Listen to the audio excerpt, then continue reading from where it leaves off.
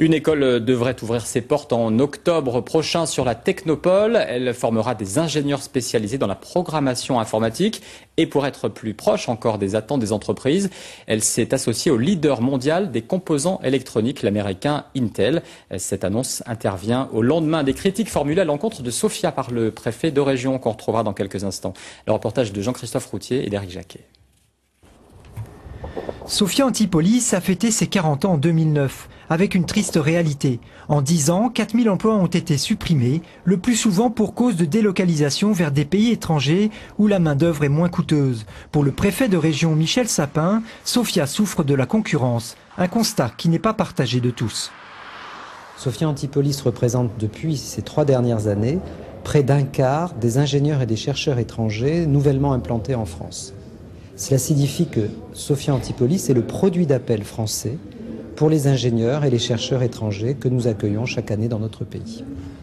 Pour preuve du dynamisme de la plus grande technopole d'Europe, la création aujourd'hui même d'une école d'ingénieurs, l'Institut européen de l'intelligence digitale. On va délivrer un master européen avec des certifications tout au long du cursus, en lien avec les entreprises qui vont financer effectivement certains étudiants, puisqu'il y aura la possibilité de bourse d'excellence pour que ensuite ces gens-là se retrouvent dans l'entreprise. Donc on va augmenter considérablement la chance de trouver un emploi pour les jeunes de la région, c'est clair.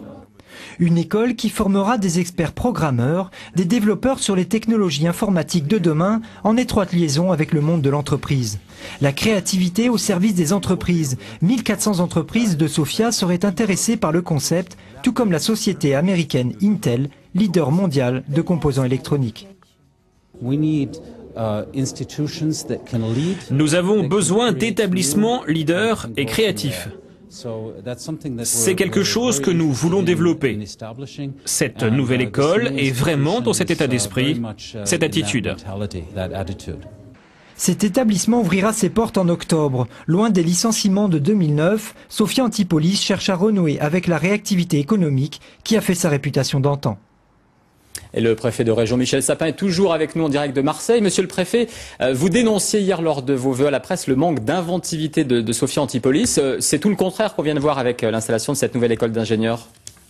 Oui, j'ai pas tout à fait dit ça. Ce que j'ai voulu dire, si vous voulez, c'est que les technopoles, elles ne sont pas faites, si vous voulez, pour avoir ce statut à l'avant-garde et à la pointe des technologies de façon éternelle. Il n'y a pas, si vous voulez, là-dessus de droit acquis permanent. C'est en permanence, au contraire, la compétition, la concurrence.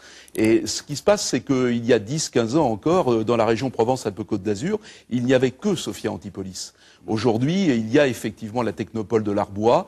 Il y a d'autres technopoles qui sont dans la région aussi en cours de formation. Je pense à ce qui se passera autour d'ITER dans peu de temps, autour de cette vallée des énergies renouvelables.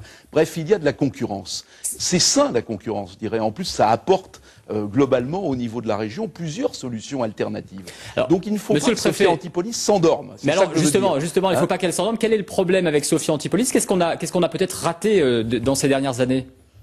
Non, je pense qu'on n'a rien raté du tout, mais des entreprises, si vous voulez, qui étaient à la pointe du progrès il y a 10 ans ou 5 ans, ne le sont plus forcément aujourd'hui. Parce qu'il y a effectivement des zones comme l'Arbois, je le redis, où il y a également, si vous voulez, des technologies de pointe, concurrentielles en quelque sorte, quelquefois complémentaires aussi, qui sont en train de s'installer. Donc simplement ce que je dis, c'est que, encore une fois, il faut que, si vous voulez, tout cela fasse pour l'ensemble de la région que ça soit un atout, que ça soit une chance d'avoir plusieurs solutions. Il faut que tout le monde travaille ensemble, il ne faut pas qu'il y ait de concurrence inutile entre les uns et les autres. Et je pense, si vous voulez, que ça, c'est quelque chose effectivement qui est important à savoir.